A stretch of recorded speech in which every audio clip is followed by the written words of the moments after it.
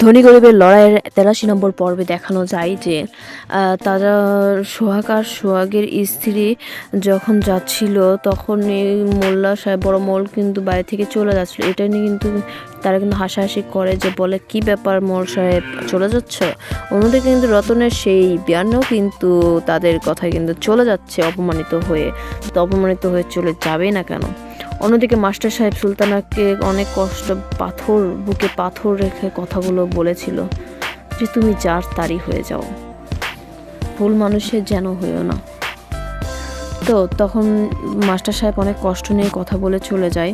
অন্যদিকে যখন সোহাগ আর তার স্ত্রী সেই উকিল ম্যামের কাছে যায়, উকিল ম্যাম বলে তোমাদের সঙ্গে আমি আগেও ছিলাম, এখনও থাকবো।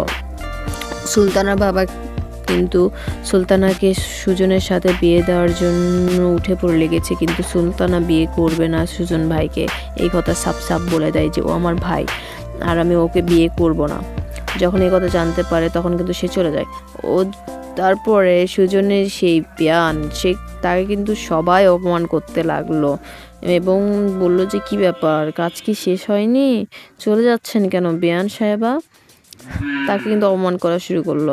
অন্যদিকে সোহাগ কিন্তু জানতে পারলো যে সুলতানার বিয়ে ঠিক হয়েছে। এই কথা যখন সোহাগের বন্ধু জানতে পারলো সে কিন্তু অনেক কষ্ট পায় এবং বলে যে কি করবো, আমি সুলতানাকে কিভাবে বিয়ে করব, কিভাবে বিয়ের প্রস্তাব পাঠাবো। যখন সুলতানা বলে আমার বাড়িতে বিয়ের প্রস্তাব পাঠান, না হলে কিন্তু আমাকে কোনোদিনও পাবেন না, এভাবেই চুপ করে বসে থাকতে হবে।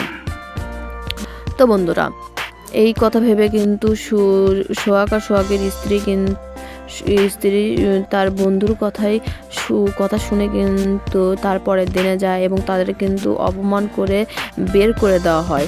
বলে যে ওখানে কোনোভাবেই বিয়ে হবে না।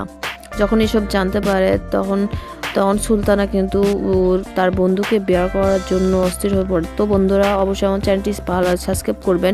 অন্য কোনো ভিডিওতে আপনাদের সঙ্গে দেখা হবে।